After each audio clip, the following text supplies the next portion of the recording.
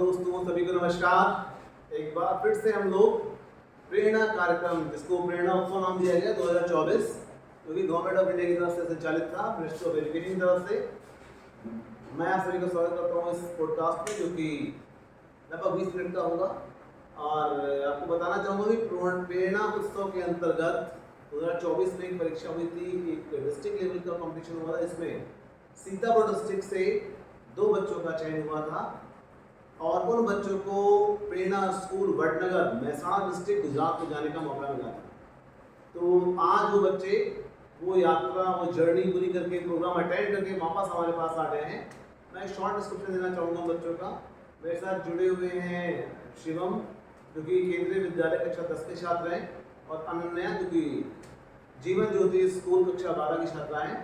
तो मैं बहुत ज़्यादा समय नहीं लूँगा, इन्हीं से जानना चाहेंगे कि वडनगर गुजरात में जो प्रेरणा कार्यक्रम था, उसमें इनके क्या अनुभव रहे, क्या सीखने को मिला, और किस प्रकार से ये प्रोग्राम हमारी यूथ के लिए, हमारे यूथ के लिए एक प्रेरणा का स्रोत हो सकता है। तो सबसे पहले जानना चाहूँगा शिवम से कि क्या उन्होंने वहाँ पे फील किया।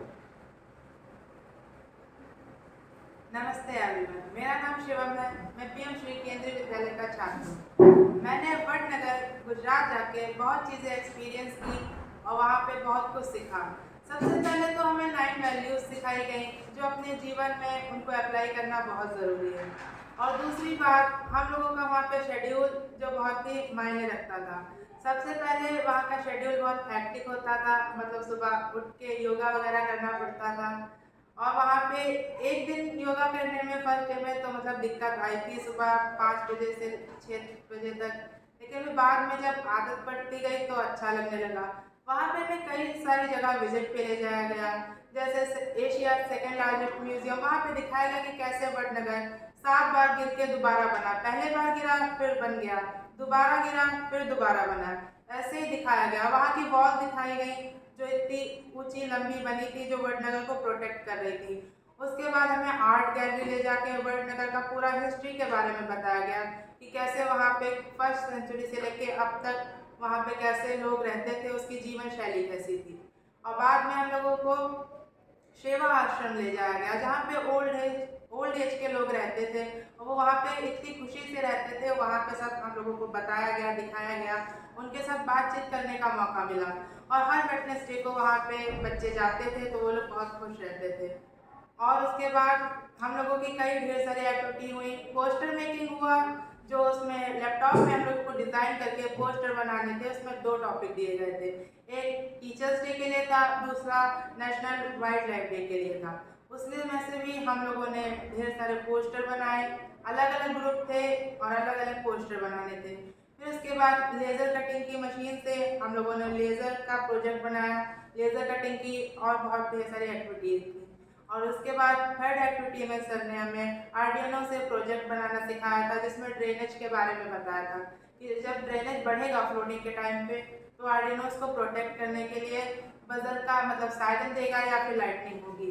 और भी वहाँ पे बहुत ढेर सारी एक्टिविटीज़ में गेम बहुत अलग अलग तरीके के खिलाए जाते थे, और भी बहुत कुछ। Thank you. तो ये था शिवम का अनुभव, जो मैंने सुना। I am very very surprise कि इस टाइप से चीज़ें वहाँ पे कराई गई। मॉर्निंग में उठाना, एक हेल्दी हैबिट डेवलप करना, गेम्स खिलाना, जगह जगह विजिट कराना, और वडनगर के इतिहास से परिचय कराया गया बच्चों का कि किस प्रकार से एक शहर 7 टाइम्स कोलैप्स किया और फिर उसने अपने आप को दोबारा से रीगेन किया और अपने आप को स्टैंड करने में सफल हो पाया। आज भी वो एग्जिस्ट कर रहा है इतिहास के पन्नों के साथ। तो मैं इसी क्रम में जाऊंगा अगले बच्चे के पास। तो जानना चाहूंगा कि इस बच्चे की journey from Sitapur to Vadnagar कैसी रही, और वहां पर क्या सीखा, और वापसी में कैसे अनुभव हुए। अनन्या। नमस्ते, मैं अनन्या बौद्ध, Jeevan Jyoti high secondary convent school से। मेरा भी पहली बार ये अवसर बहुत अच्छा मिला जो मैं वहाँ जाने को पाई। ये बहुत ही प्राउड मोमेंट ना कि मेरे लिए है, बल्कि मेरे पेरेंट्स, मेरे टीचर्स और मेरे पूरे स्कूल के लिए था। वहाँ जाके मैंने सबसे पहली चीज़ सीखी वो थी पंक्चुअलिटी, जो कि बहुत मैटर करती है एक बच्चों के लिए, इन यूथ के लिए, जो बहुत ही मैटर करती है। वहाँ पे जाके जो शेड्यूल दिया गया वो इतना परफेक्ट था कि उसे फॉलो करने के लिए आज के यूथ अगर फॉलो करें तो वो बहुत ही बड़े अवसर तक पहुंच सकते हैं। वहाँ पे जाके मैंने ये सीखा, वहाँ पे बहुत सारी 9 वैल्यूज़ के बारे में हमें सिखाया गया, लेकिन वहाँ पे सबसे अच्छी बात हमने ये सीखी कि डिफरेंट स्टेट के बच्चे आए हुए थे, उनसे इंट्रैक्शन करना, उनके साथ बातें करना, उनकी लैंग्वेज को सीखना, अपनी लैंग्वेज को सिखाना, ये सबसे अच्छा था। और वहाँ पे जाके हमें बहुत ही अलग अलग जगहों पर जाकर बहुत सारी चीज़ें बताई गई, जैसे कि हमें सबसे बड़े एशिया के सेकंड लार्जेस्ट म्यूज़ियम में ले जाया गया था। वहाँ पे हमें दिखाया गया कि कैसे वडनगर 7 बार टूट के फिर से बना और पूरी हिस्टोरिकल चीज़ें कैसे अभी भी वहाँ पे रखी हुई हैं, कितनी सुरक्षित रखी हुई हैं।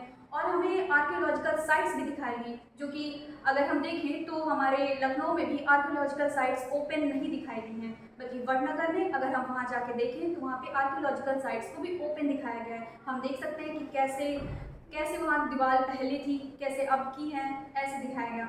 और वहाँ के मेंटर्स वो तो बहुत ही अच्छे हैं, उन्होंने बहुत अच्छी हमें 9 वैल्यूज सिखाई, ना कि हमें 9 वैल्यूज सिखाई बल्कि हमें वहाँ पे जाके शौर्य और साहस के बारे में बताया।